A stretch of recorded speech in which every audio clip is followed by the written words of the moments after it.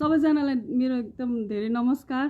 मेरो को कुराकानीमा आउनुभएकोहरू जोइन हुन थाल्नुभएको सबैजनालाई। अनि यो बुकहलिक्सले जुन खालको मलाई यो अहिले अवसर दिनुभयो त्यसको लागि पनि उहाँहरूलाई धेरै धेरै धन्यवाद।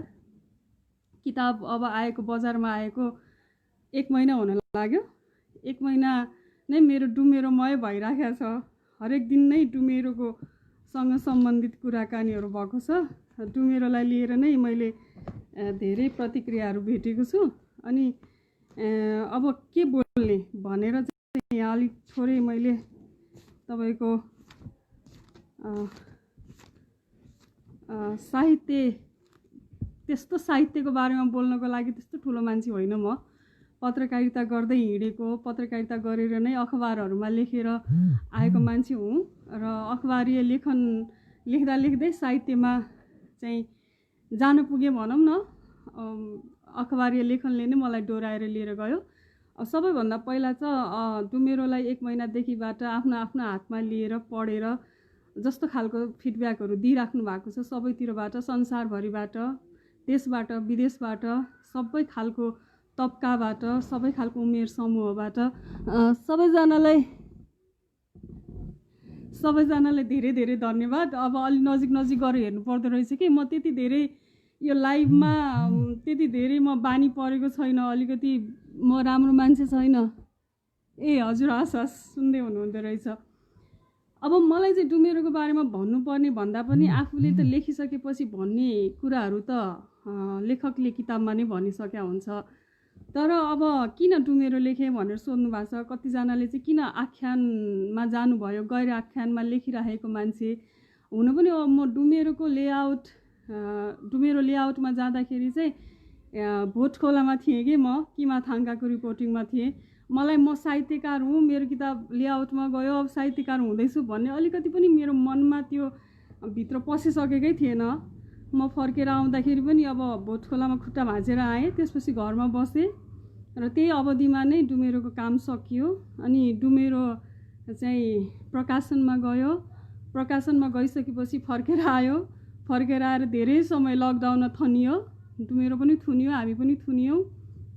र यही सङ्कटकै बिचमा डुमेरोलाई हामीले बजारमा पठायौँ।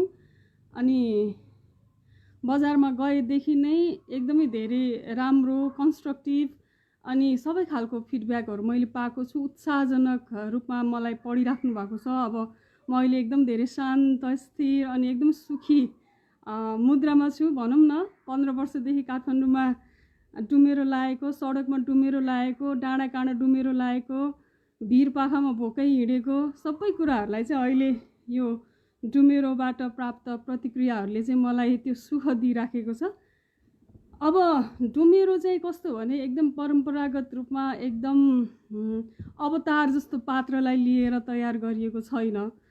अब हामीले सानैदेखि सुन्दै आइराखेको कुरा के हो भने साहित्य समाजको दर्पण हो भनेर हामीले सुनिराखेको हौँ। यदि साहित्य समाजको दर्पण हो भने मैले मेरो समयमा बाँचेको पात्रहरू, मैले मेरो समयमा बाँचेको कथाहरूलाई त मेरो समयमा पढ्ने साहित्यमा देख्नु पर्यो नि। मैले दर्पणमा हेर्दाखेरि, ऐनामा हेर्दा आफ्नो चेहरा देख्नु पर्यो नि।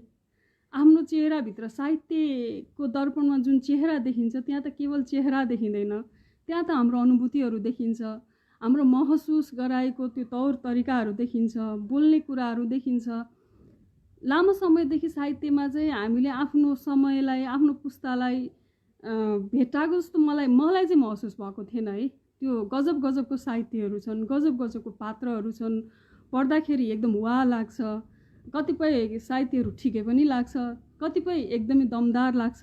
र पनि एउटा कुरा मिस गरिरहेको थिएँ, त्यो हो आफ्नो समयको, आफ्नो अनुभूति, आफ्नो हृदय धड्कीको कुरा चाहिँ मैले साहित्य पढ्दाखेरि मिस गर्थेँ कि।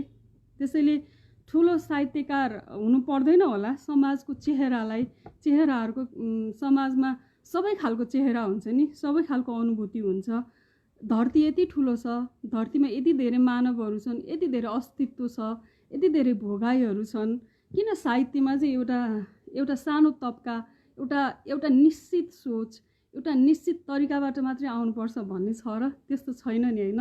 त्यसैले 20 वर्षदेखि यता जुन सामाजिक आर्थिक रूपान्तरण चाहिँ समाजमा भइराखेको छ, त्यसले जुन खालको परिवर्तनहरू मान्छेको जीवनमा ल्याइराखेको छ, त्यसले केवल आर्थिक सामाजिक संरचनामा मात्रै मान्छेको परिवर्तन लिएर आएको छैन, त्यसले मान्छेको निजी जीवनमा पनि परिवर्तन लिएर आएको छ हैन। जसरी गाउँघरको एउटा खालको इकोनोमी थियो, कृषिको एउटा खालको आर्थिक संरचना थियो, त्यसमा जसरी मान्छेको निजी सम्बन्धहरू बाँधिन्थे र निभाइन्थे, त्यो कुराहरू बदलिँदै गइसकेपछि, छोरीहरू चौखटबाट बाहिर आउन थालिसकेपछि, उनीहरूलाई कसैले पालिदिने, कसैले राम्रो लुगा ल्याइदिने एउटा खालको संरचनाबाट सब चिज आफ्नै लागि गर्नुपर्ने, आफैले गर्नुपर्ने, एक काँधमा सिलिन्डर बोकेर घरमा आउनुपर्ने, छोरीहरूको कथा अर्को काँधमा त अर्कै भएर आउँछ नि, उसको निजी सम्बन्धको कथाहरू पनि अर्कै बनेर आउँछ।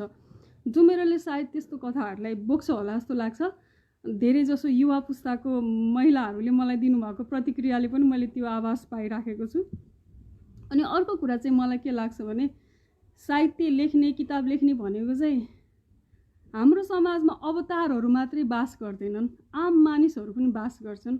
पानी ट्याङ्की मुनि मागेर सुत्ने मानिस पनि यो धरतीको एउटा प्राणी हो, उसको पनि महसुस, उसको पनि भावना हुन्छ, त्यो भावना पनि साहित्यमा आउनुपर्छ जस्तो लाग्छ मलाई हैन।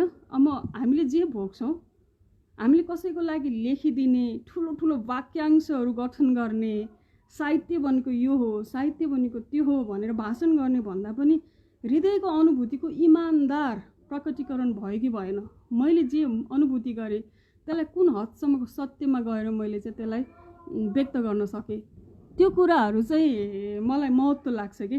त्यसैले पात्र यस्तै हुनुपर्छ, पात्र योगमाया जस्तै हुनुपर्छ भन्ने पनि एउटा पूर्व मान्यता हो नि त। योगमायाले बाँचेको समाज र आज हामीले बाँचेको समाज एउटै छैन नि। हामी जहाँ जहाँ ठोकिन्छौँ, हाम्रो ठोकिने कुराहरू फरक फरक छ नि। ठोकिने कुरा फरक छ त तपाईँको प्रतिक्रिया गर्ने तरिका पनि त फरक हुन्छ। आगोमा ठोकिँदा तपाईँको एउटा खालको प्रतिक्रिया हुन्छ, पानीमा हात राख्दा एउटा खालको प्रतिक्रिया हुन्छ, चट्टानमा ठोकिँदा एउटा खालको प्रतिक्रिया हुन्छ। प्रतिक्रिया समयको आफ्नै आफ्नै हुन्छ र त्यो समयको आफ्नै भाषा पनि हुन्छ, आफ्नै ध्वनि पनि हुन्छ। हामीले आफैले बाँचेको समयलाई अस्वीकार गरेर के लेखेर जाने त हैन।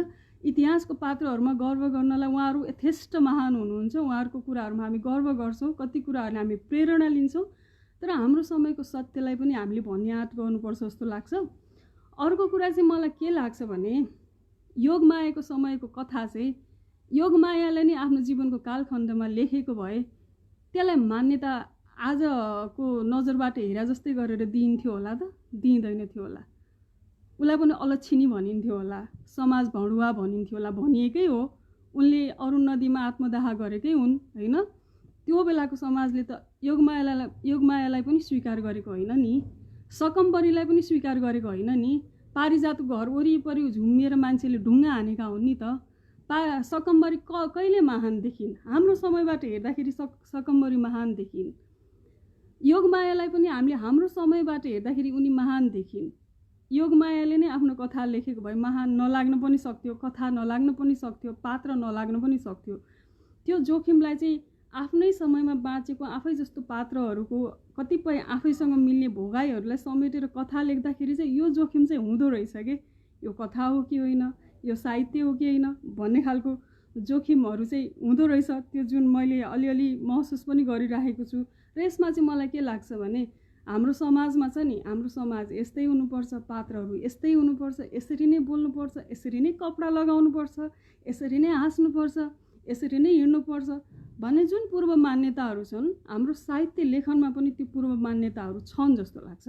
र त्यो चाहिँ तोडिँदै जानुपर्छ। जसरी समाज फुल्दै जानुपर्छ, जसरी समाज फराकिलो हुँदै जानुपर्छ, साहित्यको क्षितिज पनि फराकिलो हुँदै जानुपर्छ। सबै खालको चिजहरू त्यहाँ आउँदै जानुपर्छ र त्यो समृद्ध हुनुपर्छ भन्ने लाग्छ मलाई। त्यही भएर म जस्तो पत्रकारिता गरेर हिँडेको मान्छेले पनि साहित्य लेख्ने अलिकति दुस्साहस गरेँ मैले अघि भनिसकेँ। पात्रहरू चाहिँ अवतार होइनन्, सामान्य पात्र हुन्।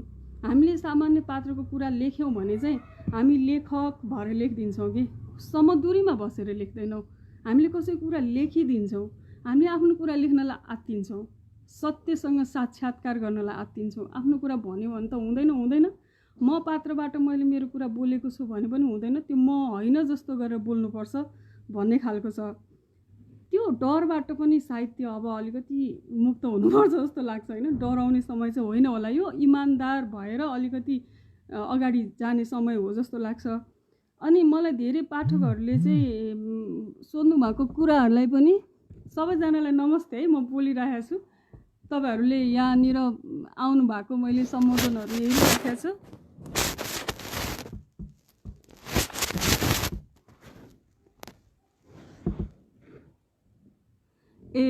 सुन्दै हुनुहुन्छ भनेर लेख्नु भएको रहेछ, अलि नजिक गएर हेर्नुपर्छ कि। अनि यो समाज र साहित्य, समाजप्रतिको, समाजमा बाँच्ने मान्छेहरूप्रतिको, दलितहरूप्रतिको, महिलाहरूप्रतिको जुन खालको पूर्व मान्यताहरू छ नि, यस्तै हुनुपर्छ भनेर जुन बदलिने क्रममा छ भने साहित्यप्रतिको पूर्व मान्यताहरू पनि यस्तै भाषा प्रयोगहरू गरिनुपर्छ, यस्तो शब्द प्रयोग गरिनुपर्छ भन्ने खालको पूर्व मान्यताहरू पनि समयअनुसार चाहिँ बदलिनुपर्छ होला। नत्र भने त हामीले धेरै खालको अनुभूतिहरू गरेको हुन्छौँ, हामीलाई बाँध्न खोजियो भने त त्यो त प्रकट हुन पाउँदैन नि, त्यो सत्य त प्रकट हुन पाउँदैन नि। केवल वाक्यहरू भन्छन्, सुन्दर वाक्यहरू भन्छन्, कोट गर्न लागेको वाक्यहरू भन्छन्, तर त्यहाँ हृदय प्रतिबिम्बित हुँदैन। त्यसैले हाम्रो हृदय प्रतिबिम्बित गर्नको लागि चाहिँ हामीसँग भएका सरल वाक्यहरू पनि काफी छन्।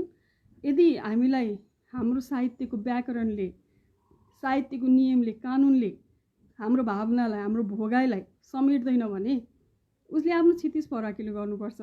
हामीले तिमीले होइन यसरी महसुस गर्न पाउँदैनौ भन्न त पाउँदैन। मलाई अहिले घामले मेरो काँधमा पोल्यो भने काँधमा पोल्यो, त्यो त सत्य हो, मैले त त्यही लेख्ने हो। तपाईँले गाली गरे पनि, तपाईँले माया गरे पनि सत्य त सत्य हो, मैले लेख्ने त सत्य हो। तिमीले यो लेख्न पाउँदैन, होइन यसरी लेखी आइएको थियो, यसरी लेख भनेर त्यो पनि सम्भव छ, सम्भव हुने कुरा होइन। त्यसैले साहित्यको क्षितिज पनि अब अलिकति फराकिलो हुँदै जानुपर्छ होला जस्तो लाग्छ मलाई। अनि धेरैले चाहिँ यो उपन्यासको पात्र चाहिँ सोनम हिरोइन छ, सिनेमाको एक्टर हुने सपना बोकेर काठमाडौँ आउँछ, काठमाडौँ आइसकेपछि हन्डर खान्छ होइन, अनेक हन्डर खाएर उसले आफ्नो सपनालाई कहिले अलिअलि पुरा गर्छ, कहिले सक्दैन, फेरि लागिराख्छ। अनि त्यहाँनिर उसको न्याय र अन्यायको चेत पनि छ। धेरैले सोध्नुभयो पात्र चाहिँ हिरोइन हो तर किन पत्रकार जस्तो। अनि मलाई चाहिँ राजा जनकको सभाको याद आयो कि विद्वानहरूको सभाको, को विद्वान भनेर प्रतिस्पर्धा हुन्छ, त्यहाँ हजारवटा गाईको सिङमा सुन बाँधिएको हुन्छ र विद्वताको प्रदर्शन गरेर त्यहाँनिर प्रतिस्पर्धामा आएर चाहिँ त्यो सुन लानको लागि चाहिँ विद्वानहरू बस्नु भएको हुन्छ। विद्वताको पनि कहीँ प्रतिस्पर्धा हुन्छ, जो ज्ञानी हो, जो विद्वान हो, त्यो कहीँ प्रतिस्पर्धामा जान्छ। मलाई हाम्रो समाजको विद्वता ज्ञान त्यस्तै लाग्छ कि जुन ज्ञानको चरम चस्सुले, जसको जुन आँखाले एउटा हिरोइन कहिले पनि विद्वान हुन सक्दैन। विद्वान भयो अलिअलि भने पनि लेखक पत्रकार केटीहरू हुन्छन् भनेर मान्यता राखेर हेर्दो रहेछ कि। त्यसैले त्यो सभामा गार्गीलाई र अष्टवक्रलाई चाहिँ विद्वान मानिएको थिएन। अब अहिले आएर हाम्रो समाजमा चाहिँ हिरोइनले आफूमाथि भएको अन्याय बोल्न सक्दैन, त्यो पत्रकार भएर बोल्या हो। उसले आफूमाथि भएको समाजमा भएको राम्रो कुरा र नराम्रो कुराको चेत पाउँदैन, चेतना हुँदैन उसमा। त्यसैले त्यो हिरोइन पात्रमा त्यति धेरै बुद्धि हाल्नु चाहिँ अप्राकृतिक हो कि पनि भन्नुभएको छ। म चाहिँ छक्क परेँ। पहिला त हाम्रो आमा हजुरआमाहरूलाई पनि बोल्नु अप्राकृतिक मानिन्थ्यो। हामीले थोरै 2-4 अक्षर पढ्यौँ, त्यसैले हाम्रो अलिअलि विद्वतालाई स्वीकार गरियो। सिनेमा खेल्ने केटीको चाहिँ त्यति विद्वता पनि हुँदैन भन्दो रहेछौँ कि हामीले। यो संसारमा को विद्वान हुने, को नहुने, कसको भावनालाई, कसको विचारलाई विद्वान मान्ने, कसकोलाई नमान्ने भनेर पनि हाम्रो आफ्नै एउटा मापदण्ड रहेछ, मानक रहेछ। त्यो मानक भत्कियो भने चाहिँ हामीलाई दुख्दो रहेछ। त्यसैले मलाई सोनम पात्रलाई चाहिँ, जुन एउटा हिरोइन पात्रलाई यो विद्वान हुँदैन, हिरोइनहरू विद्वान हुँदैन, केवल लिपस्टिक लगाएर नाच्ने गाउने हुन्, हिरोको काँधमा काँध मिलाएर नाच्ने मात्रै हुन् भनेर त्यो खालको पूर्व मान्यता राखेर हेरेको देख्दा मलाई त्यहाँनिर पनि चित्त दुख्यो कि। त्यसैले पनि मलाई अझै हिरोइनलाई पात्र बनाएर झन् ठिक गरे जस्तो लाग्छ। किनकि जीवन भोगाइले, पढाइले मात्र होइन, जीवन भोगाइले, काम गराइले मान्छेको जीवनमा कति अनुभूति हुन्छ, त्यसले मान्छेलाई कस्तो लेभलको विद्वतामा लैजाँदै जान्छ। हरेक पटक सत्य प्रकट हुन्छ, त्यो सत्यसँग ठोकिन्छ। अर्को एउटा कुरा उसलाई ज्ञान दिन्छ आफ्नो भोगाइले, फेरि अर्को सत्यमा पुग्छ, फेरि त्यहाँ ठोकिन्छ, फेरि उसले त्योबाट ज्ञान लिन्छ, फेरि अगाडि बढ्छ। सबै मान्छेमा छ नि ज्ञान त, होइन र? कृषकदेखि लिएर सबै खालको पेसा गर्ने मान्छेहरू, सडक बढार्ने मान्छे, नाचगान गर्ने मान्छे, लेख्ने मान्छे, चिया पकाउने मान्छे, होइन, कुकको काम गर्ने मान्छे, सबैमा एउटा खालको आफ्नै छुट्टै खालको विद्वता, आफ्नै छुट्टै खालको ज्ञानहरू छैन। हामीले जसले केही निश्चित किताबहरू पढ्यौँ, मार्क्सले यसो भने, चाणक्यले त्यसो भने भन्न जान्यौँ, र केही अरूले अरूको ज्ञानबाट आर्जेको एउटा समरी पढेर त्यो समरीबाट पनि 2-3 लाइन हामीले कोट गर्दै लेख्न जान्नु भन्दैमा हामी बढी विद्वान, अनि पात्र हिरोइन कम विद्वान, अर्को एउटा सडकको मान्छे त्यो विद्वान होइन बिचरा, त्यसको त कुरा पनि मैले लेखिदिनुपर्छ भने जस्तो तरिकाले हामीले लेखकहरूले आफूलाई एकदम विशिष्ट ठान्छौँ नि। म आफूलाई त्यो विशिष्टताको मानकभित्र राख्न पनि चाहन्न। किन हामी कसरी फरक, के कारणले फरक, यो समाजको विभिन्न पेसाको मानिसहरूभन्दा हामी के कारणले फरक, के कारणले हामी लेखक हुनु दिन अगाडि र लेखक भएको भोलिपल्टै अलग खालको भाषा, अलग खालको व्यवहार, अलग खालको लेखकवाला त्यो एउटा व्यक्तित्व भनौँ न, त्यसलाई लिएर हिँड्नुपर्ने आवश्यकता के छ? किन हामी अरू मानिस सरल जीवन बाँचेको मानिसहरू जस्तै किन हुँदैनौँ? हो नि त, हामी पनि त्यस्तै त हो नि। सानो सानो कुरामा रिसाउँछौँ, सानो सानो कुराले चित्त दुख्छ, सानो कुरामा फुर्किन्छौँ। आज कसैले आलोचना गरे दिनभरि त्यो आलोचनाले पिरो लिएर बस्छौँ, मलाई केही फरक पर्दैन भने पनि फरक परिराखेको हुन्छ। हामी एकदमै आम हो। मलाई लाग्छ सबै मान्छे आम हो, सबै मान्छे खास हो। त्यसैले यो संसारमा भएको सबै मान्छेहरूको अनुभूति पनि खास हो, होइन? मेरो छिमेकी जो 15 दिनदेखि मैले टिकटक बनाउन जाने पनि म बाँच्थेँ होला नि, नत्र त अब म मर्छु होला भन्नुहुन्छ, होइन? उहाँले टिकटक बनाउन सकेको दिन उहाँको लागि एउटा जीवनको टुक्रा बाँचेको दिन हो कि, किनकि त्यो गर्नलाई पनि उहाँसँग एउटा जोस चाहिन्छ, शक्ति चाहिन्छ, ऊर्जा चाहिन्छ। त्यो पनि ऊर्जा नभएर मैले यति गर्न पाए पनि हुने, सेल्फी खिच्न पाए पनि हुने, टिकटक गर्न पाए पनि हुने भनेर बस्नु भएको छ। हामीले यहाँ सिधै कमेन्ट लेखिदिन्छौँ, लेखकहरूले टिकटक गर्ने, डाक्टरहरूले यसो गर्ने, यसले यसो गर्ने, त्यसले त्यसो गर्ने। हामीले त सबै खालको जीवन बाँचिराखेको मान्छेहरूको गतिविधि, उनीहरूको अनुभूतिलाई त स्वीकार गरेकै छैन रहेछ कि। हामी त आफूलाई एकदम खास तबका ठान्दो रहेछौँ, लेखकहरू, साहित्यकारहरू, अनि उहाँहरूको छुट्टै खास तबका, सरसङ्गत, बोलचाल, उठबस हुने तबका नै फरक हुँदो रहेछ। हामी जो लेखकहरू जसले समानताको लागि यति धेरै वकालत गर्छौँ, समानताको लागि यति धेरै बोल्छौँ, लेख्छौँ, तर हामीले समानतालाई आत्मसात गरेको हुँदैन रहेछौँ। हामीलाई चाहिँ पिरो हुँदो रहेछ, हामी अरूभन्दा फरक देखिनै पर्छ नि, लेखक हो नि, टक्क लेखक जस्तो देखिनु पऱ्यो नि अब त, होइन? त्यस्तो हुँदो रहेछ। त्यसैले मलाई लेखक भनेको समाजसँग समदुरीमा बस्ने एउटा पात्र हो।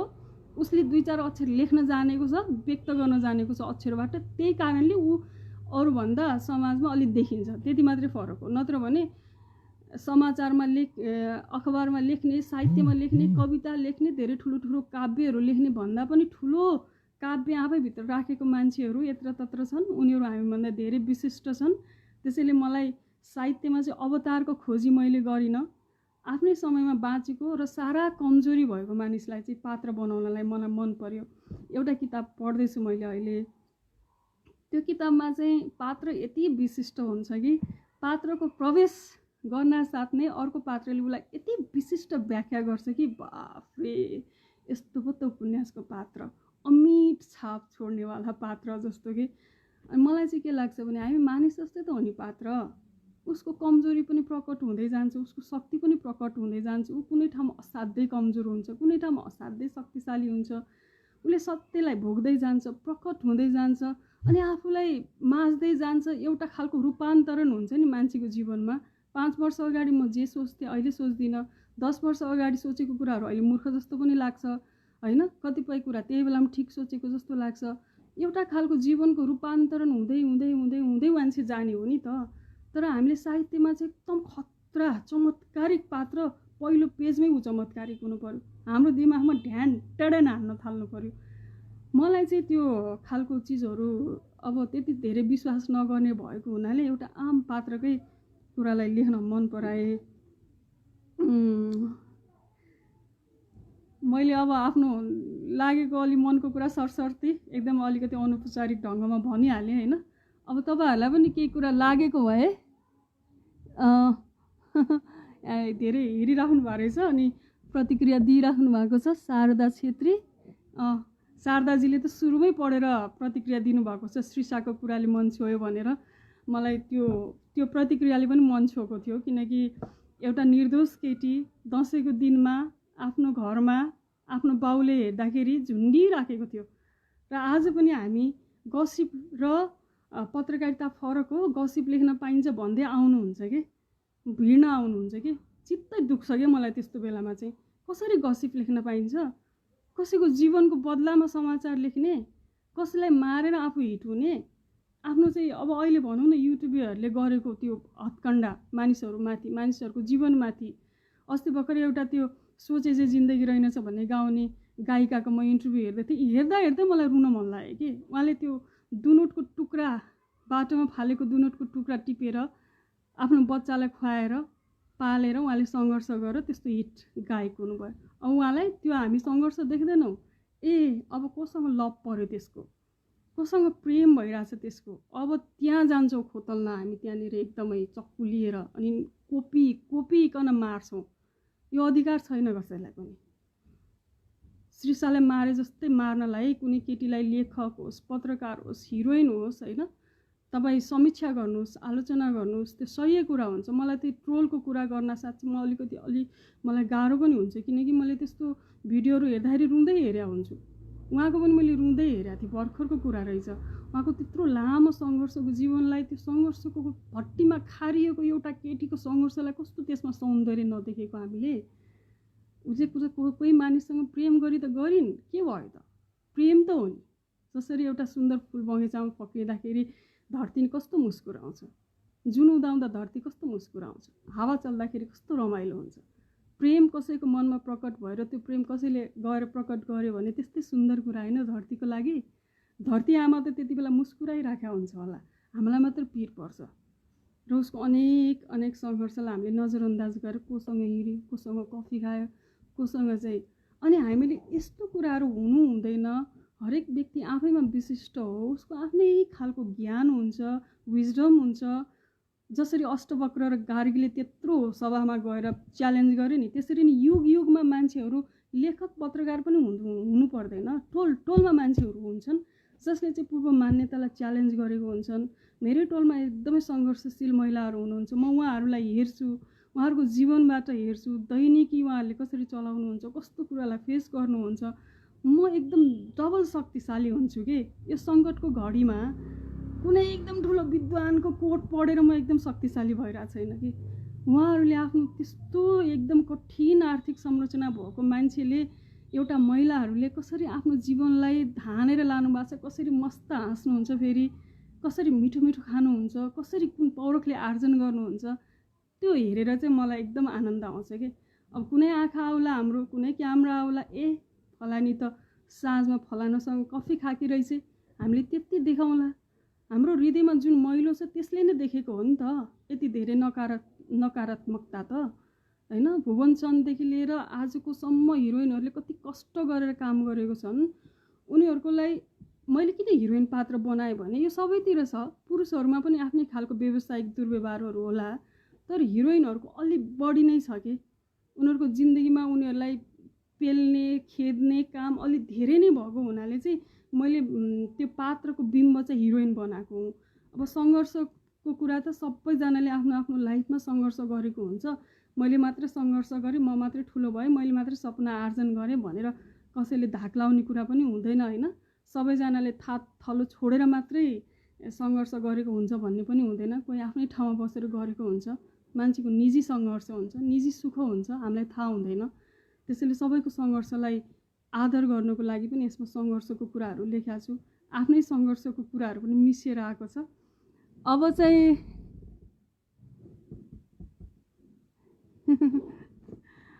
तपाईँहरूको कुरा केही छ कि? मैले त भटत भने होइन आफ्नो कुराहरू। मानिसहरूको सङ्घर्षलाई चाहिँ एउटा हिरोइन पात्रले चाहिँ प्रतिनिधित्व गरेको हो। धेरैले कतिले कतारबाट लेख्नु भएको छ, होइन। सपना खोज्दै जाँदाखेरि मरुभूमिमा पुग्यौँ, मरुभूमिको बाटो पनि हामीले पात्रसँग आफूलाई रिलेट गर्न सक्यौँ भन्नुभएको छ। मलाई एकदम भावुक बनाएको छ त्यस्तो पोस्टहरूले होइन। सबै खालको मानिसहरूले चाहिँ यसमा कहीँ न कहीँ कथाको कुनै अंशमा कहीँ न कहीँ आफूलाई भेटाएको कुराहरू लेख्नु भएको छ। अनि अब मलाई मात्रै बोल्नु भन्नुहुन्छ, म मात्रै बोल्ने, अनि कसरी मैले 1 घन्टासम्म प्रवचन दिने त? सद्गुरु चाहिँ भयो नि म त फेरि।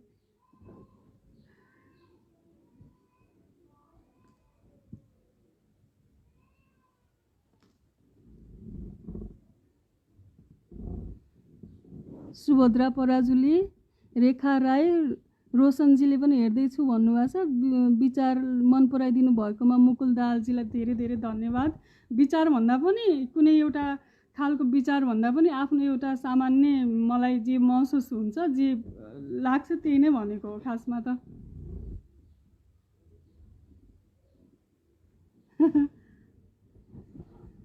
लाइभमा आउनलाई त्यति धेरै पोख्त मान्छे होइन कि म, त्यति राम्रो मान्छे पनि होइन होइन। किताब पनि मेरो लकडाउनमै आएर रिलिज भयो। भगवान्ले अथवा प्रकृतिले पनि ल तिमी जस्तो कुसुन्डालाई चाहिँ घरमै बसी बसी सबथोक गर्न परोस् भने जस्तो छ। धेरैतिर डुलिराखेको मान्छे पनि होइन।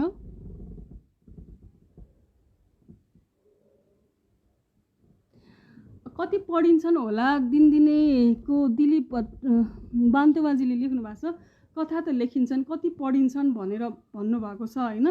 कथा चाहिँ कस्तो भने लेखिदिएको कुराहरू चाहिँ त्यति पढ्न मन लाग्दैन जस्तो लाग्छ कि मलाई। जस्तो म एउटा समूहबाट बिलङ गर्छु, एउटा खालको कथामा म आफूलाई भेट्छु कि चाहिँ कसैको कथा लेखिदिने भने कुनै बात कुनै प्रथाको बारेमा हामीले यदि लेख्ने हो भने चाहिँ त्यहाँनिर आफूलाई आफू त्यस्तै हुने गरिकन अध्ययन गर्नु पर्यो होइन। हाम्रो समाजशास्त्र मानवशास्त्रमा भन्छ नि, कम्तीमा पनि एउटा विषयलाई लेख बनाएर निकाल्नलाई पनि हामीले निकै धेरै त्यहाँ रिसर्च गरेको हुन्छौँ।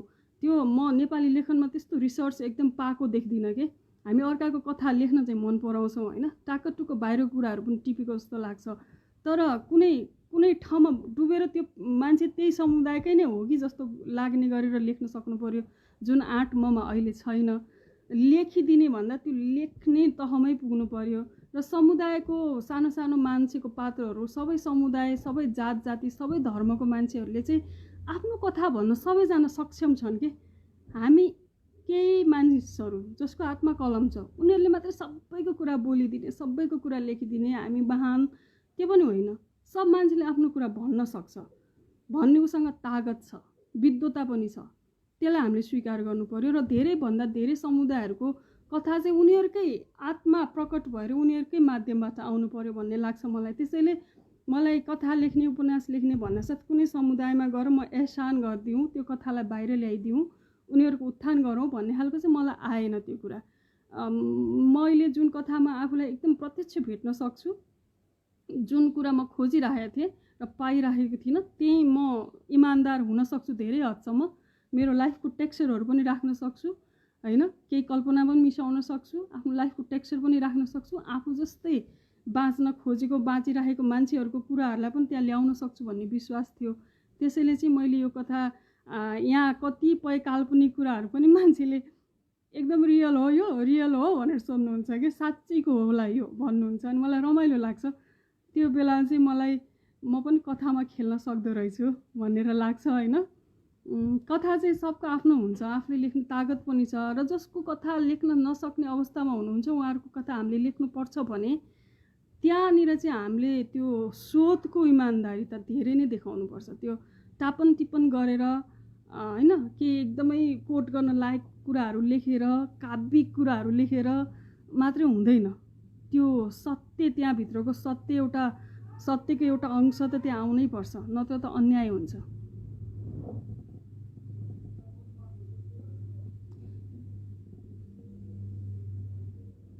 खोजी गर्न जरुरी हुन्छ नि। तपाईँले म र तपाईँ एउटै समाजमा बस्नु, मलाई दिल्ली बान्तवाले नै सोध्नु भएको रहेछ, जुन समाजमा बस्नुहुन्छ त्यो समाजको कुरा लेख्न त्यति गाह्रो हुन्छ होला र भन्नुभएको छ। गाह्रो हुँदैन, गाह्रो हुन्छ नि। मेरो मनमा पसी हेर्नुहोस् त तपाईँले, म कसरी महसुस गर्छु, म कसरी व्यक्त गर्न चाहन्छु। तपाईँलाई मलाई मात्रै बुझ्नलाई पनि 1 वर्ष लाग्ला कि, एउटा सानो एउटा मेरो जीवनको एउटा अंशलाई बुझ्नलाई मात्रै। हामीले त एकदम दोस्रो तेस्रो चौथो तहमा बुझेर हिँडेको हुन्छौँ नि।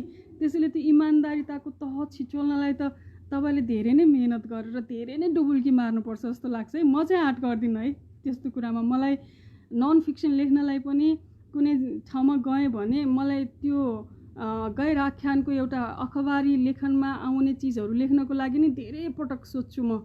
यो कोट जस्ताको तस्तै हो कि होइन, यो अनुभूति जस्ताको तस्तै हो कि होइन, फेरि एकजनाले मात्र भनेको सत्य फेरि अरू धेरै मानिसहरूलाई सोधेर त्यसको त्यो कुन हदसम्म सत्य हो, त्यहाँ कुन हदसम्म भ्रम छन्, त्यस्तो कुराहरू हामीले धेरै नै त्यो भावनात्मक तहबाटै त्यसलाई बाहिर ल्याउने हो भने चाहिँ त्यो धेरै नै डुब्नुपर्छ जस्तो लाग्छ। सूचना मात्र ल्याउनलाई त गाह्रो पर्दैन। सूचना मात्रै चाहिँ अखबारी लेखनमा त सूचना मात्रै अब सूचना सामाजिक सञ्जालले दिन्छ।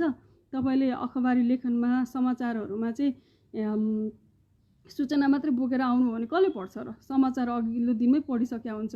त्यसैले त अखबारी लेखनहरूलाई पनि अहिले च्यालेन्ज छ नि हामीलाई त्यो पढिने बनाउनको लागि, त्यसमा सत्यको अंश बोकेर ल्याउनको लागि हामी आफै त्यहाँनिर एउटा तहसम्म आफ्नो खुट्टा गाड्नै पर्छ, खुट्टा उभ्याउनै पर्छ। अब साहित्य भन्ने कुरा लेख्नलाई त झन् कति गाड्नु पर्ला, आफै डुब्नु पर्ला।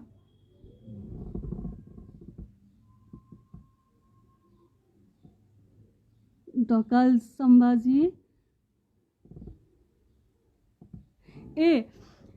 आफ्नै अपूर्ण इच्छा त थिएन अभिनेत्री बन्ने भनेर सोध्नु भएको छ। यो हिरोइन पात्र भएपछि यो प्रश्न त स्वाभाविक रूपमा आउँछ, धन्न अहिलेसम्म किन आइरहेको छैन भन्थे।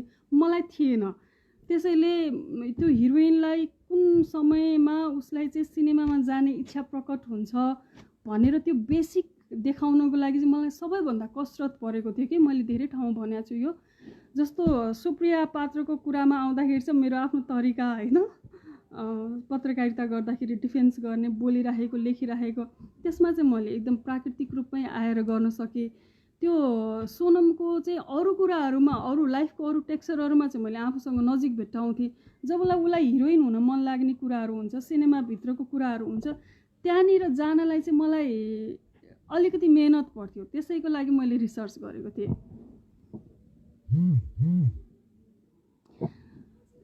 पुस्तक लेखनको चरणको अनुभूति सेयर गर्नुहोस् भन्नुभएको छ होइन। पुस्तक लेखनको अनुभूति चाहिँ कस्तो भयो भने अब लहर भयो, बेस पनि भयो। अब यथार्थ र कल्पना मिसाएर लेख्ने भनिसकेपछि अलि हिम्मत पनि आयो, किनभने यथार्थ जीवनमा त यत्रो टेक्सचरहरू जम्मा भइसकेका थियो कथा पनि, आफ्नै पनि घुम्दाखेरिको, बस्दाखेरिको, सङ्घर्ष गर्दाखेरिको, अनि फेरि पत्रकारिता गर्दाखेरि जस्तो अरूहरूसँग संवाद गरेर गर्दाखेरि पनि धेरै चिजहरू जम्मा भइसकेका थियो नि त। हिरोइनहरूसँग रिसर्च गरेर काम गर्दाखेरि, लेख तयार गर्दा, रिपोर्ट तयार गर्दाखेरि पनि त्यहाँ प्रशस्त चिजहरू थिए जसलाई चाहिँ एकमुष्ट आर्काइभ गर्नु थियो मलाई। आफूले 15 वर्ष जति काठमाडौँको सडकमा एकदम ठक्कर लगाउँदै डुमेरो लगाउँदै हिँडेको, त्यो हिँडाइको बिचमा हरेक दिनमै त कति कथा हुन्छ, 15 वर्षमा कति चिजहरू थियो होला होइन। त्यो सबै चाहिँ आफ्नो एउटा समयलाई आर्काइभ गर्न मन थियो कि मलाई। अनि यात्रा र काठमाडौँको कुराहरूलाई जोडेर मैले सुरु गरेँ। पछि चाहिँ मैले यात्रालाई छुट्याइदिएँ। काठमाडौँको जीवन धेरै आयो, त्यसपछि मधेसको केही टुक्राहरू आयो। अब काठमाडौँको जीवनसँग चाहिँ काठमाडौँमा आउनुहुने सबै केटाकेटी हिरोइन हुन आए पनि, पत्रकार हुन आए पनि, ब्याङ्कमा काम गर्न आए पनि त्यो एकदम धेरै मिल्दोजुल्दो अनुभूति हुँदो रहेछ मानिसहरूको। त्यही भएर त्यो टेक्सचरहरू थियो, कथा बुन्नु थियो। कथा बुन्ने मानिस म होइन, तर बुने। कस्तो भयो भने ठुलो खोलामा, ठुलो बाढीमा झ्याम्मै हाम फालेँ मैले। अब उपन्यास लेख्न थालेँ भनेर घोषणा नि गरेँ। अनि त्यसपछि हाम फालेपछि कि मर्नु पऱ्यो कि तर्नु पऱ्यो, म तरेँ भनौँ न।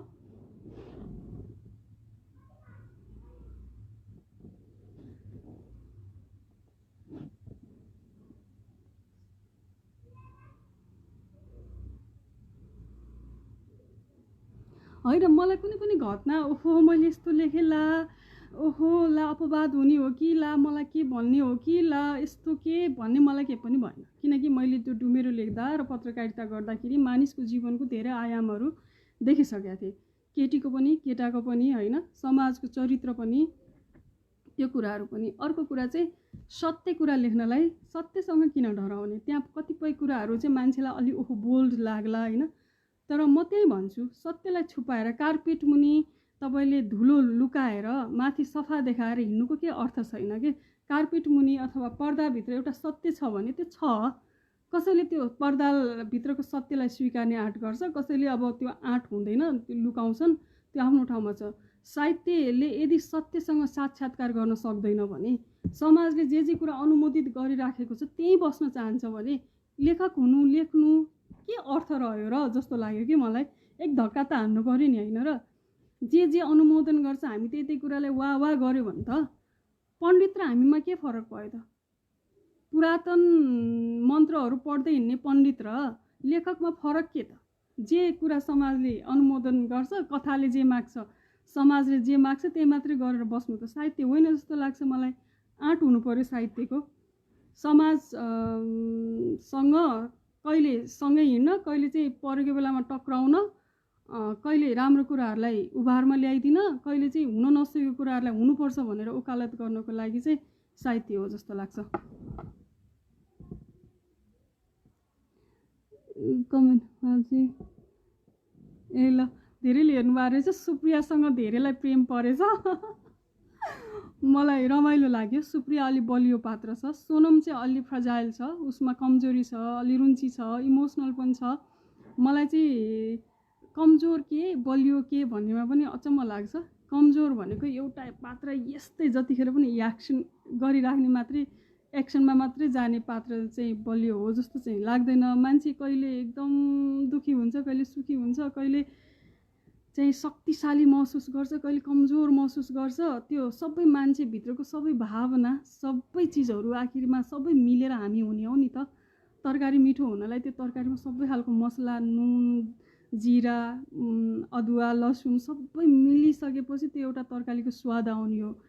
मानिसको पनि स्वभाव त्यस्तै हो जस्तो लाग्छ। कसैले कुनै स्वभावलाई आफैले अरूको नजरबाट आफूलाई हेर्छ कि भला आदमी म भन्ने लाग्यो भने त्यो भला आदमीपनलाई यति धेरै प्रकट गर्छ कि उसले त्यो इमेज सबैको मनमा राखिदिन्छ। अनि सबैले मलाई भला आदमी भनुन्, टिकटक पनि नगर्ने, यस्तो खालको भनुन् भनेर त्यो इमेज राख्छ, होइन? कसैले आफूलाई रमाइलो पात्रको रूपमा प्रस्तुत गर्छ भने त्यसमा बढ्ता जाला। कसैले सबै कुरा म सबै थोक हुँ, म मान्छे हुँ, जलेर जाने मानिस हुँ, हाडछालाको शरीर हो, मेरो मन छ, मनका उतार चढावहरू छन्, मनभित्र सबै खालको कुरा छ। कहिले कपिलको कमेडी हेरेर रमाइरहेको हुनसक्छ मान्छे, कहिले एकदम नारायण गोपालको गीत सुनेर स्याड भइरहेको हुनसक्छ। त्यो मान्छे हो, मान्छेभित्र सबै थोक हुन्छ। सोनम चाहिँ त्यस्तो पात्र हो जसभित्र सबै थोक छ।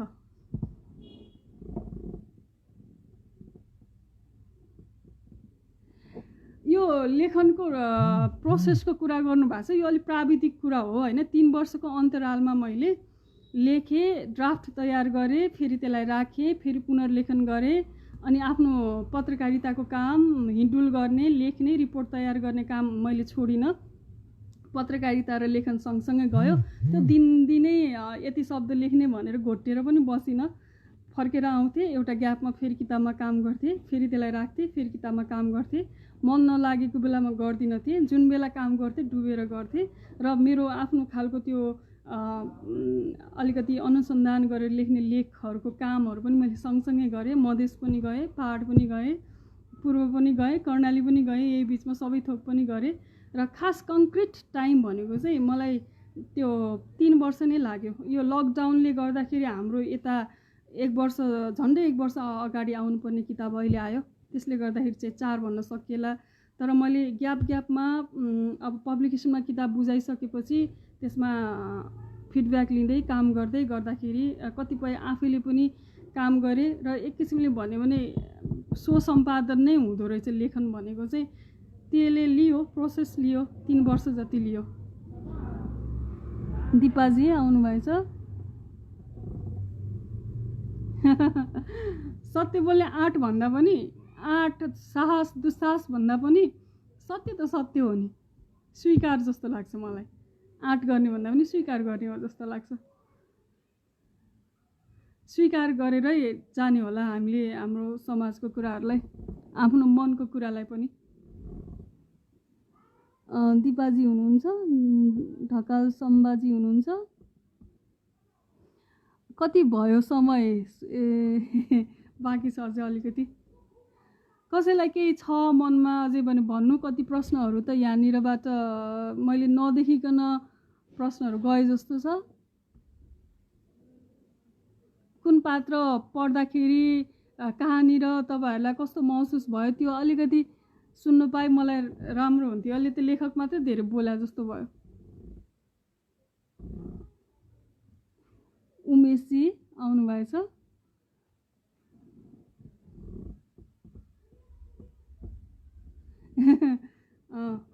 धेरैजनालाई चाहिँ लेख्ने चरणकोमा एकदम कौतूहल हुने रहेछ।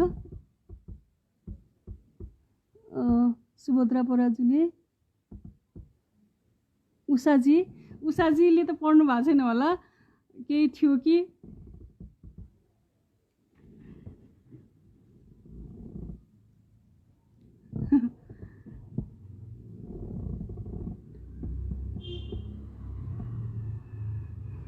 सत्य बोल्ने उपदेश दिने, उपदेश त हामीले कहाँ दिन सक्छौँ र? उपदेश त हामीले सुन्दै आयौँ युगौँदेखि।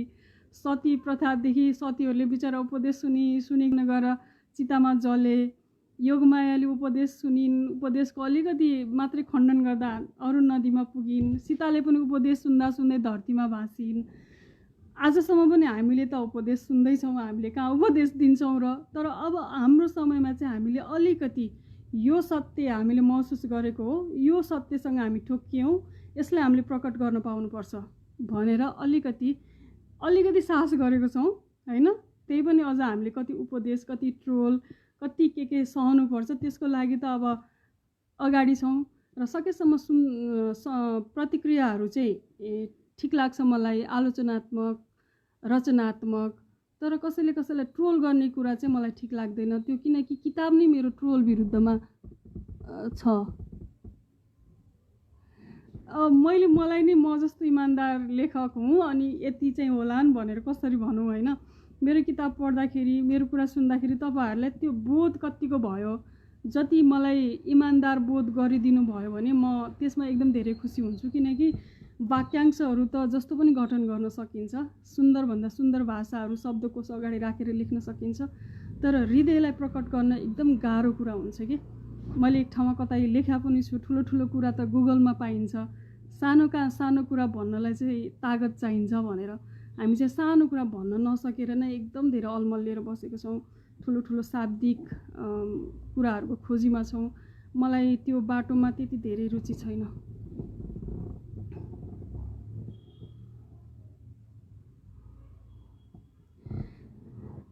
ठिकै छ, नपढ्नु भएको भए पनि आरामले पढ्नु भयो भने छ। किताब आउनासाथ, सबै किताब बजारमा आउनासाथ म पनि पढेको हुँदैन। कति किताबलाई साँचेर राख्छु, बिस्तारै पढ्छु, कति किताब मौका पर्छ छिटै पढ्छु, त्यसमा केही छैन। मनोज रेग्मी आउनुभयो रहेछ।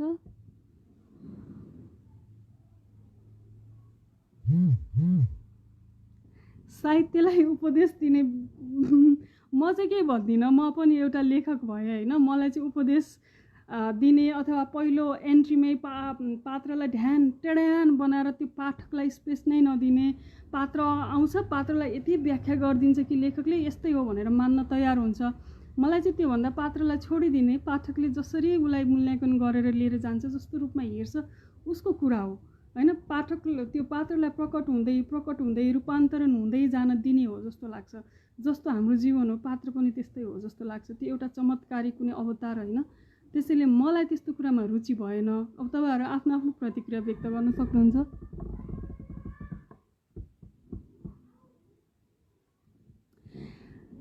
अप्ठ्यारो चाहिँ सन्तुलित यो त्रिकोणात्मक प्रेममा मात्र होइन, दुईजनाको प्रेममा पनि अप्ठ्यारो हुन्छ हेर्नुहोस् होइन। हामीलाई चाहिँ त्यो एउटा तिनजना बिचको प्रेममा मात्रै अप्ठ्यारो होला जस्तो लाग्छ होइन। कहिले तिनजना बिचको प्रेम अझै सुमधुर, दुईजना बिचको प्रेम अलि अप्ठ्यारो पनि हुनसक्छ। यसमा चाहिँ तिनजना मानिसहरू एकैचोटि प्रेममा भन्दा पनि त्यो एउटा कालखण्डको अन्तरालमा उनीहरू प्रेममा छन् र त्यसमा पनि त्यो पात्रहरूले सहज असहज दुवै महसुस गरेको छन्। एकदमै सहज सन्तुलित मात्र पनि छैन नि।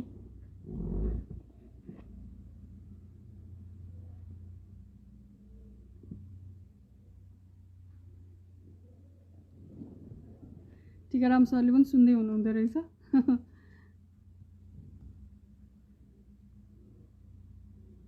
तपाईँहरूको तर्फबाट केही प्रतिक्रिया स्वरूप कुराहरू पनि पढ्न पाउँ न। प्रतिक्रिया त पाइराखेको छु, दिइराख्नु भएको छ, जतिजनाले पढ्नु भएको छ इनबक्समा टाइमलाइनमा सबै दिनुभएको छ। आज पनि अलिकति तपाईँहरूको तर्फबाट पनि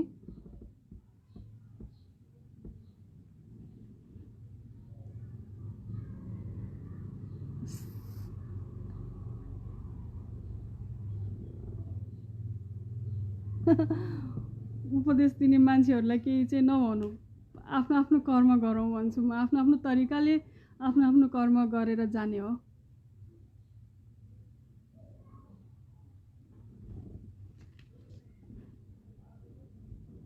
अरू को आउँदै हुनुहुन्छ?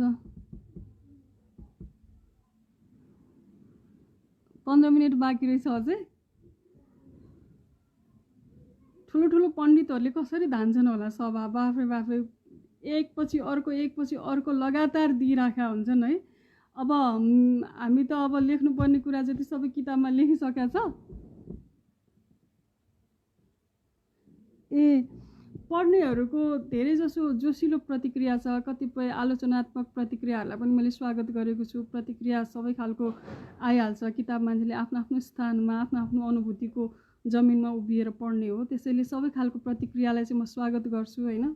सिवाय ट्रोल र अपहेलनाजनक टिप्पणीहरू बाहेक सबै खालको टिप्पणीहरू चाहिँ आइराखेको छ। म अहिलेसम्म एकदम 1 महिना भयो प्रतिक्रिया नआएको दिन नै छैन। 3-4वटा सम्मको प्रतिक्रिया कम्तीमा पनि आएको छ र मलाई चाहिँ अब फेरि अब किताब लेख्नुपर्छ अर्को भन्ने खालको जिम्मेवारी बोध गराउने गरेर आएको छ।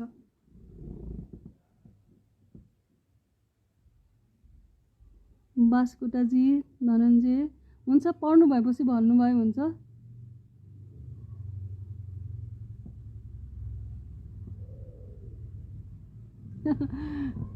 सपना देख्न नछोड्नु होला दिल्लीजी।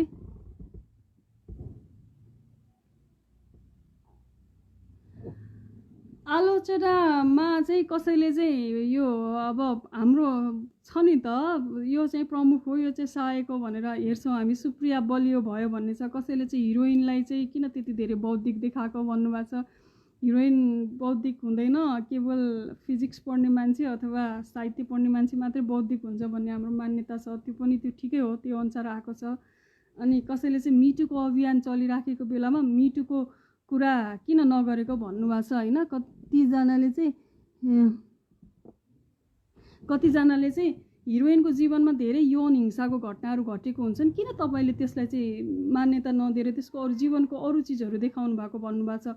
मलाई चाहिँ सबैभन्दा अचम्म यही टिप्पणीमा लागेको छ। हामीमा कति धेरै पूर्व मान्यता रहेछ कि एउटा हिरोइन भनेको चाहिँ उसको जीवनमा केवल सेक्सुअल अब्युजको कुरा मात्रै घट्छ, निर्माताले डोमिनेट गरेको मात्रै उसको जीवन हुन्छ, उसलाई त्यो अपहेलनाको कुराले मात्रै सताइराख्छ, सम्झौता गरेर नै सिनेमा पाउँछ र ऊ त्यसको जीवन त्यही वरिपरि घुमाउनु पर्थ्यो। ऊ कसरी विद्वान भयो, उसले कसरी निर्मातालाई च्यालेन्ज गर्यो, कसरी मुखमा पैसा फालेर हिँड्यो, अष्टवक्रको उदाहरण दिँदै भन्ने कुरा चाहिँ मान्छेहरूलाई अलिकति असहज लागेको रहेछ। मलाई चाहिँ त्यो कुरा असहज लाग्यो फेरि काटेको भन्दा पनि। एउटा केटीको जीवनमा त एक क्षणको यौन शोषण बाहेक अरू कति जीवन हुन्छ, कति क्षणहरू हुन्छ, कति सुन्दर क्षणहरू हुन्छ, कति सङ्घर्षको क्षणहरू हुन्छ। हामीले केवल त्यति मात्रै देखाउनुपर्छ भनेर भन्नु भनेको त त्यो पनि ज्यादती हो जस्तो लाग्छ। त्यसैले हिरोइन एउटा सम्पूर्ण व्यक्तित्व हो, उसको सङ्घर्ष छ, उसको चाहिँ आफ्नो जीवनको परिभाषा छ, बौद्धिकता छ, दर्शन छ, त्यो सबै कुरा आउनु पर्थ्यो। त्यसैले मलाई त्यो यौन हिंसाको एउटा घटनालाई मात्रै मूल कुरा बनाएर त्यसमै सकाउनुपर्छ भन्ने कुरामा चाहिँ म चाहिँ कन्भिन्स छैन। यो जीवन यात्राको एउटा पोर्सन, एउटा अंश त्यहाँ आउनु पर्थ्यो। त्यसैले मैले त्यसरी लिएर आएको हुँ।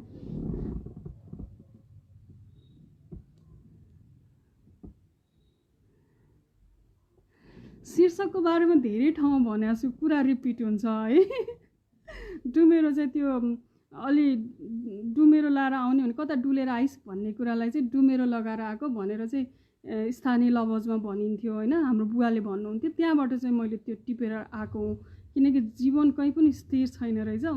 जीवनले चाहिँ डुमेरो लाउँदै लाउँदै प्रगतिको लागि होस्, रोजगारीको लागि होस्, सपनाको लागि होस्, या जे कुराको लागि पनि जीवन त एकदमै डुमेरो लाइकन अन्तिममा उसको अन्तिम स्थान भनेको चाहिँ आर्यघाट हुँदो रहेछ। त्यसैले त्यो डुमेरो चाहिँ मलाई जीवनको दर्शनसँग चाहिँ अलि नजिक लाग्यो। आफ्नो जीवन पनि अलिकति यात्रासँग जोडिएको भएर त्यसलाई मैले ल्याएँ। अनि पढ्दै गरेको किताबहरू भन्नुभएको छ, मैले चाहिँ अहिले सिद्धार्थ भन्ने किताब पढ्न कोसिस गर्दैछु। अहिले धेरै दिमाग मेरो पढ्नमा त्यति कन्सन्ट्रेट भएको छैन। शिरीषको फुल र सिद्धार्थ मैले दुइटै पढ्दैछु अहिले।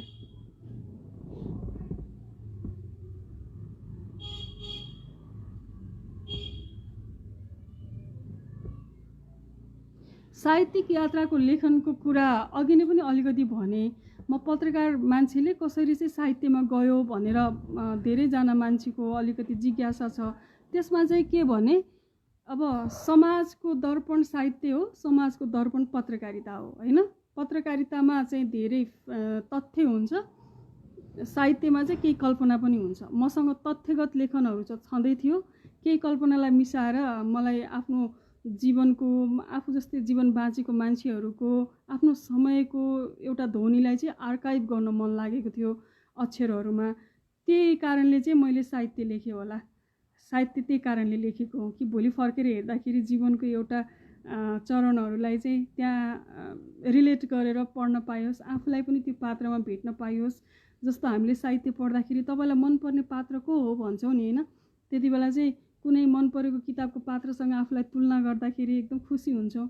आफैले बनाएको एउटा कल्पनाको मुरतसँग आफूलाई तुलना गर्न पाइयो भने, त्यसको अनुहारमा, त्यसको चेहरामा आफ्नो भोगाइहरू देख्न पाइयो भने रमाइलो हुन्छ नि। त्यसैले मैले साहित्य लेखेँ।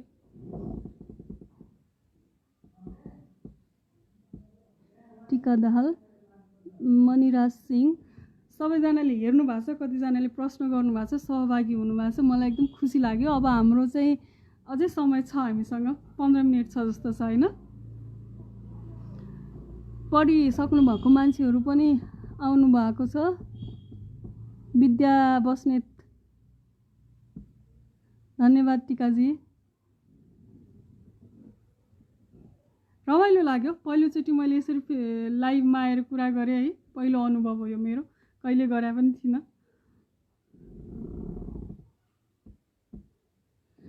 म आख्यान बाहेक त अरू विषयमा त कलम चलाउने मान्छे हो नि। अखबारी लेखनमा, पत्रकारितामा, सामाजिक आर्थिक मुद्दाहरूमा।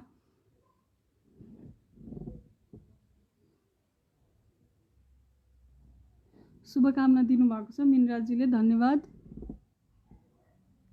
दिपाजी, म सबै खालको किताब पढ्छु। म चाहिँ आध्यात्मिक किताब पनि पढ्छु, साहित्य पनि पढ्छु, अनि गैर साहित्य पनि पढ्छु, देशी विदेशी सबै किताब पढ्छु। जसरी मैले युट्युब हेरेँ भने तपाईँको ज्योति मगरको अन्तर्वार्तादेखि लिएर वन्दना शिवाकोसम्म, भाइरल बाबादेखि लिएर कपिल देवकोसम्म हेरिराखेको हुन्छु कि मलाई चाहिँ त्यो लेखनमा पनि सबै खालको त्यो स्वाद, जस्तो अघि भने नि तरकारी पकाउँदाखेरि सबै खालको चिजहरू चाहिन्छ भनेर, हामी मान्छेको जीवनमा नि सबै कुरा चाहिन्छ। मान्छेको जीवनको चाहिँ दर्पण लेखन हो भने लेखनमा पनि सबै कुराहरू चाहिन्छ। म यस्तै खालको किताबहरू पढ्छु। म साहित्यिक एकदम ठुल्ठुलो चाणक्यको कुरा मात्रै पढ्छु भन्ने छैन। एकदम सामान्यदेखि लिएर अब असामान्य भनिएका टल्स्टयसम्म पढ्छु म।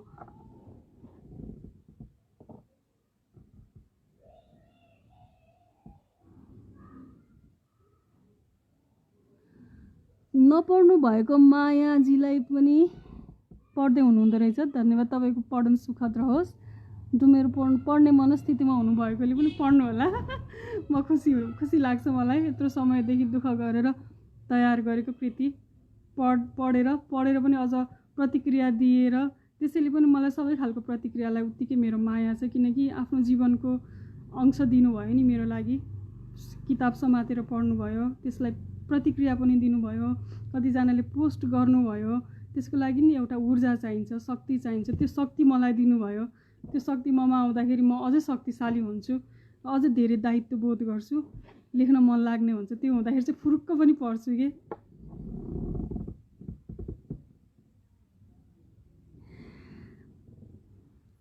यो सबैभन्दा मन परेको किताब, सबैभन्दा मन परेको मुभी भन्नै गाह्रो के।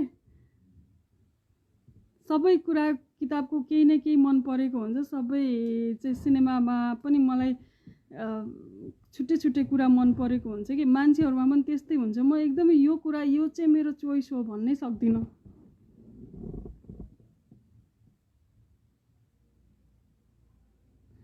धन्यवाद विश्व शर्माजी, तपाईँ बोर हुनु भएन छ। ल मलाई सफल बनाइदिनु भयो, धन्यवाद।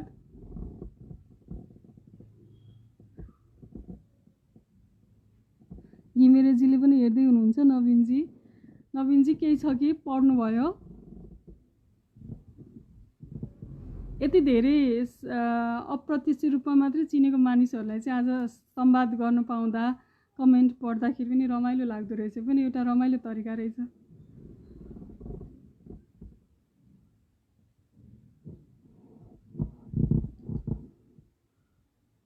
कतिजनालाई डुमेरो पढेर सोनम चाहिँ लेखक जस्तो लाग्यो होला त। धेरैको त्यो प्रतिक्रिया पनि पाइरहेको छु मैले।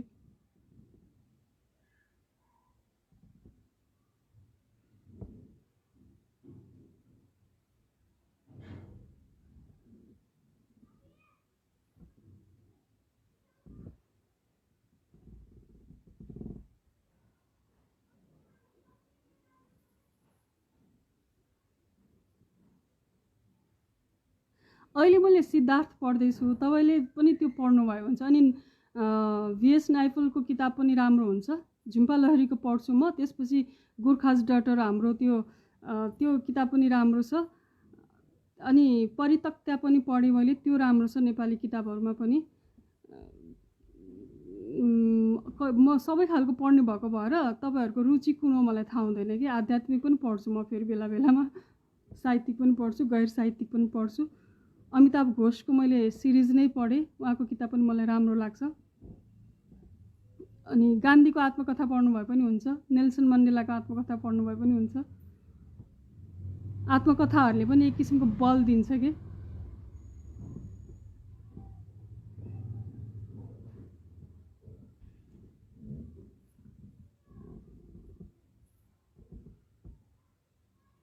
हजुर सगुनाजी, तपाईँहरूले यो मौका दिनुभयो यहाँ आएर संवाद गर्ने, त्यसको लागि नि धन्यवाद।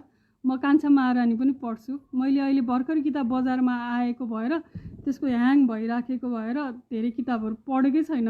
आफ्नै किताब पनि पढेको छैन खासमा मैले।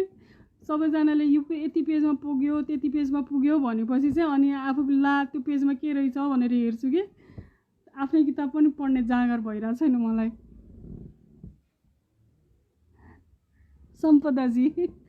सम्पदाजीको टिप्पणी पनि मलाई निकै मन परेको थियो, धन्यवाद त्यसको लागि। लेखक जस्तो अब लेखकको टेक्स्चरहरू आउँछ, म जस्तो ठान्नुभयो भने त म त कम्प्लिमेन्ट ठान्छु त्यसलाई, त आपत्ति मान्दिनँ।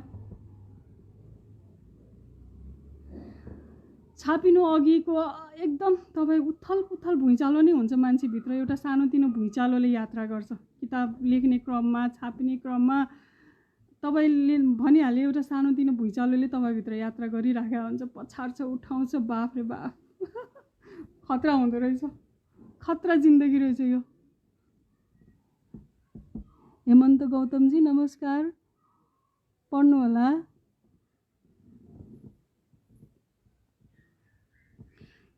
किताब पढ्नको लागि म तपाईँलाई हजुरआमाका कथा, अमृता लम्सालजीले लेख्नु भएको त्यो किताब पढ्न रिकमेन्ड गर्छु। किनकि हाम्रो आमाहरूको, हजुरआमाहरूको कुरालाई, कथालाई चाहिँ हामीले कथा होइन, त्यसमा दर्शन छैन, त्यसमा विद्वता छैन भनेर अपहेलना गरेको कुरा हो। तर यो प्रकृति, यो धरती, यो भित्रको सुरक्षा, खाद्यान्न, सबै कुराको जगेर्ना चाहिँ हाम्रो हजुरआमाहरूले गरेको हुन्। उनीहरूभित्र अथाह ज्ञान छ। बिउ कसरी जोगाउने, कसरी मान्छेलाई खाना खुवाउने, कसरी सामाजिक सम्बन्धलाई बलियो बनाउने, कसरी मान्छेलाई समूहमा बाँधेर हिँडाउने, त्यो सबै तन्तु हाम्रो हजुरआमाहरूमा थियो। त्यसले समाजलाई निकै प्रगाढ रूपमा बाँधेको थियो। हजुरआमाहरूको त्यो ज्ञानबाट समाज फुस्किसकेपछि, बजारमा गइसकेपछि अलिकति तरल छ, कस्तो जटिल छ। कोरोनाले हामीलाई च्यालेन्ज गरेको छ प्रकृतिमा फर्किनको लागि। प्रकृति भनेको सत्य हो, त्यो सत्यसँग हाम्रो हजुरआमाहरू नजिक थिए। त्यसैले म हजुरआमाहरूको कथा पढ्नलाई भन्छु।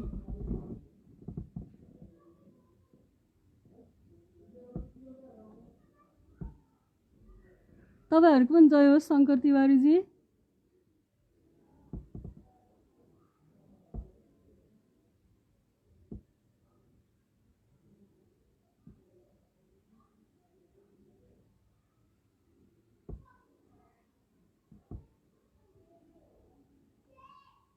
हुन्छ हुन्छ, मन जितेर भन्नुहोस्, प्रतिक्रिया गर्न पाइहालिन्छ नि। सबैजनाले एउटै कुरा वा वा नै गर्नुपर्छ भन्ने छ र छैन नि। हाम्रो विचार फरक हुन्छ, त्यसले नै स्वादिलो गराउँछ, के छैन। अमृताजी होइन र म यो किताब मैले पढ्न पाएको छैन, तर मलाई त्यो हजुरआमाको कथा भनेपछि त्यो पढ्नै पर्छ भन्ने लाग्छ कि, किनकि हाम्रो आमाहरूको ज्ञानलाई जुन आर्काइभ गर्नुभएको छ त्यो एकदम विशिष्ट काम हो त्यो। मेरो किताब पढ्दै हुनुहुन्छ, त्यसको लागि नि धन्यवाद।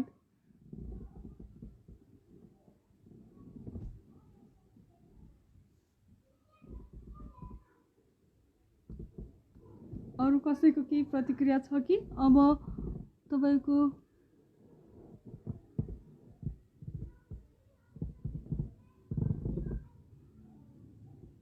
कति समय छ?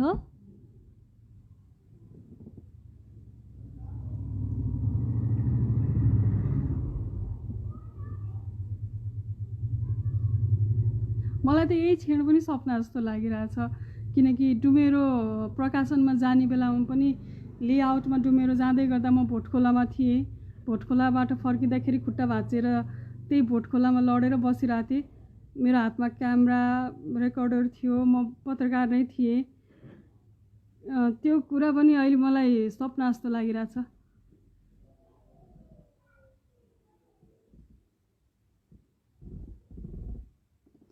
अरू कोही हुनुहुन्छ?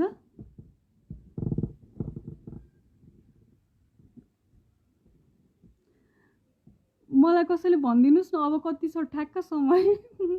यो लाइभ नआउने भएर मलाई त त्यति धेरै आइडिया नै हुँदैन कि।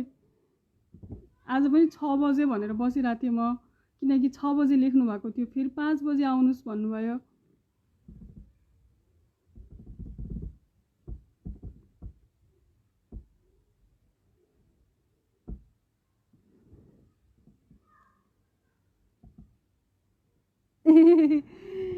केटाहरूले मात्रै केटीको मुस्कान, केटीको शरीर, केटीको सौन्दर्यको व्याख्या गर्ने एकहोरो एकाङ्की अधिकार त राख्दैनन् नि त। केटीहरूले पनि त अधिकार राख्छन् नि, कस्तो मान्छे मनपर्छ, शारीरिक रूपमा, भावनात्मक रूपमा, होइन, दार्शनिक रूपमा। त्यो त केटीहरूको अधिकारको कुरा हो नि त, होइन। मुसु मुसु हाँस्दै पढ्नुभएछ प्रणिताजी, ठिकै छ, मुस्काउने ठाउँमा मुस्काएकै राम्रो।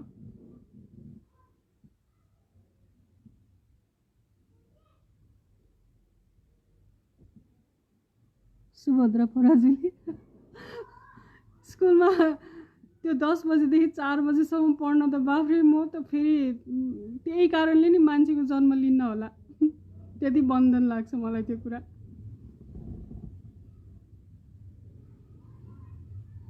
भनेपछि यो अन्त भएको हो? मेरो कुरा सुनिदिनु भयो होइन, अलिअलि प्रवचन जस्तो लाग्यो भने पनि माफ गर्नु होला। अनि किताब पढेर यति छोटो समयमा यति धेरै प्रतिक्रिया पाएँ कि म आफैलाई एउटा सपना बाँचे जस्तो भएको छ। लेख्ने क्रममा पनि, पत्रकारिता गर्ने क्रममा पनि त्यो दुःखहरूको कुनै दिन अर्को बेला बयान गरौँला, त्यो बयान गरि नसक्नु खालको दुःखहरू पनि भोग्यो। त्यो सबै चिज चाहिँ किताब अथवा लेखनको प्रतिक्रिया आउँदाखेरि चाहिँ त्यसले चाहिँ एकदम शान्ति दिँदो रहेछ, एक किसिमको अजीब खालको शान्ति हुँदो रहेछ। आहा, किताब लेखेँ, साहित्यकार भएँ भन्ने भन्दा पनि मलाई मानिसहरूले दिनुभएको प्रतिक्रिया, प्रेमले एकदम गजबको शान्ति दिएको छ। र एकदम धेरै साथीहरू, धेरै मान्छेहरू चाहिँ आफ्नो भएको जस्तो महसुस भएको छ मलाई।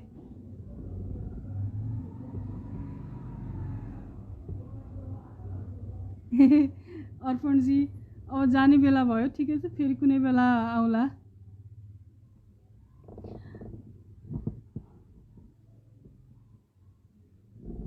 अब चाहिँ हाम्रो बिदा माग्नुपर्छ होला, 1 घन्टा भइसक्यो। सबैजना जो सहभागी हुनुभयो, प्रश्न सोध्नुभयो, प्रतिक्रिया राखिदिनु भयो, सबैजनालाई म एकदम धेरै विनम्रतापूर्वक धन्यवाद दिन चाहन्छु। मनिषाजी आउनुभएछ, हुन्छ, पढ्नु होला, ठिकै छ, बिस्तारै पढ्दा पनि हुन्छ। मैले पढ्छु भनेर राखेको हजुरआमाको कथा त अहिलेसम्म पढ्न पाएको छैन, बिस्तारै पढिन्छ। कुनै कुरा छिटै पढेर एकदम पढ्नुपर्छ भन्ने पनि छैन सबै किताब।